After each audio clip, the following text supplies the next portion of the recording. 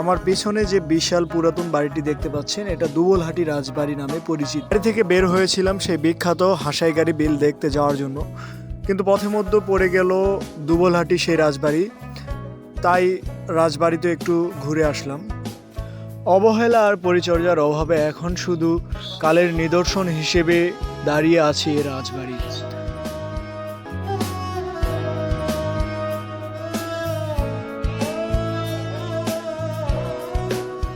আমি এখন ঠিক রাজবাড়ির মধ্যভাগে অবস্থান করছি।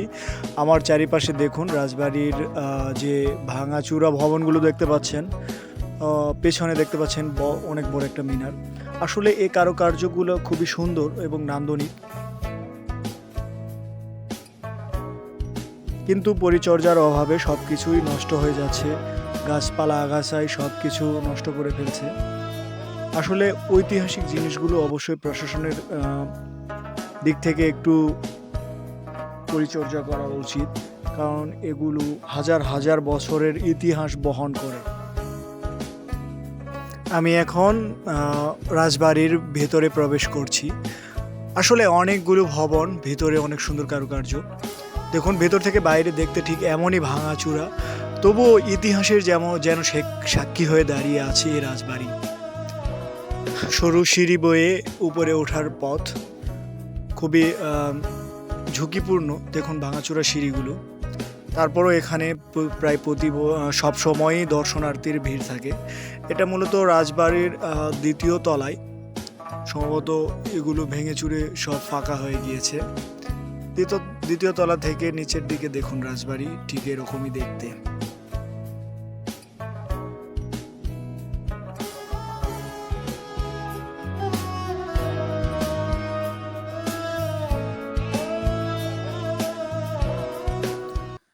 সিঁড়ি বেয়ে একদম আমি রাজবাড়ির যে উপরের অংশ রয়েছে, ছাদ বলা হয়, ছাদে উঠছি।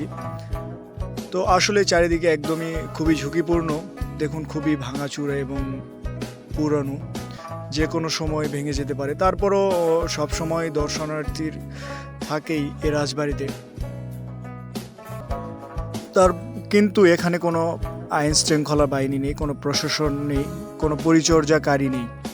সেজন্যই আজ কালের সাক্ষী হয়ে বিলুপ্তর পথে রাজবাড়ি।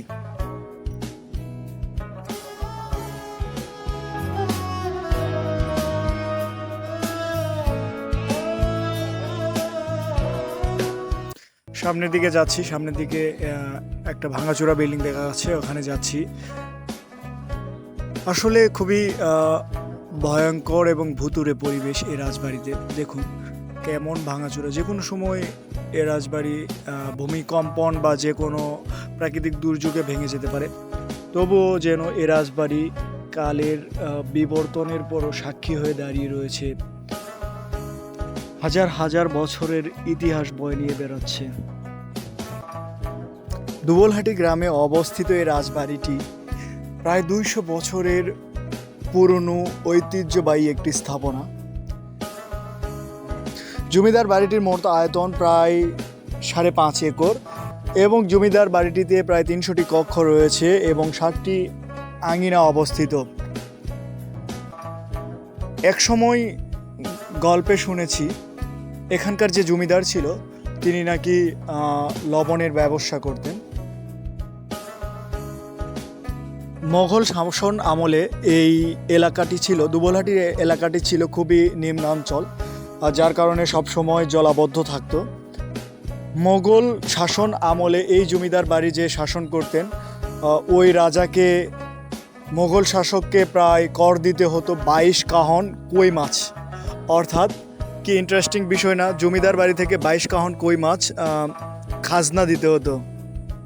1892 সালে জমিদার প্রথা বিলুপ্তের পর এখানকার যে রাজা ছিলেন তিনি ব্রিটিশ সরকারের কাছে এই রাজপ্রাসাদটি হস্তান্তর করে তিনি ভারতবর্ষে চলে যান। বর্তমানে জমিদার বাড়িটির যথাযথ রক্ষণাবেক্ষণ এবং সংস্কারের অভাবে এই ঐতিহাসিক স্থাপনাটি প্রায় ধ্বংসের পথে।